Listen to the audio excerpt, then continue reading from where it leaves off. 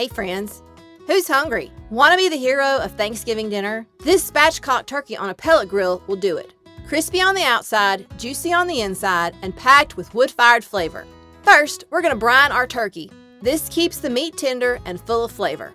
Pour 1 cup of kosher salt into a large cooler or container and add 1 gallon of cold water. Stir until the salt is dissolved. If your turkey's big, just scale up. 1 cup of salt for every gallon of water. You'll need enough brine to completely cover the bird. Remove the giblets from a 12 to 14 pound turkey and set them aside or discard. Then carefully lower the turkey into the brine. Add ice to keep the water cold, between 35 and 40 degrees Fahrenheit. You don't want the bird creeping into the danger zone where bacteria can grow. Once the turkey's done brining, take it out and let it air dry in the refrigerator for 12 to 24 hours. This step is key for getting that crisp golden skin. Now it's time to spatchcock. Don't let the name scare you. It just means we're removing the backbone so the bird lays flat and cooks evenly. Using sharp kitchen shears, cut up one side of the backbone, then the other.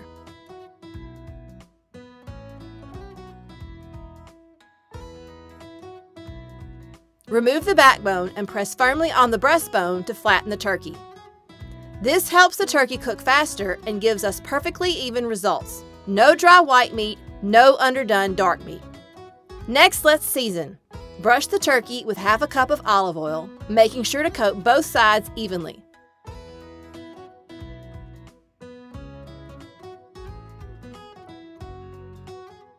Then sprinkle on 1 cup of your favorite all-purpose seasoning. Something with salt, pepper, garlic, and herbs works great. I'm using my homemade all-purpose seasoning, but feel free to customize it. Cajun, lemon pepper, or smoky barbecue rub would all be delicious here. Preheat your pellet grill to 400 degrees Fahrenheit. Place the turkey breast side up on the grill. Using a wire rack helps with easy transfer. Close the lid and cook for 30 minutes. After 30 minutes, drop the temperature down to 225 and keep cooking until the thickest part of the breast hits 160 degrees Fahrenheit. For a 12-pound turkey, that's about 2.5 hours total. Once your turkey hits temperature, take it off the grill and let it rest for 20 minutes. That allows the juices to settle so every slice is moist and flavorful.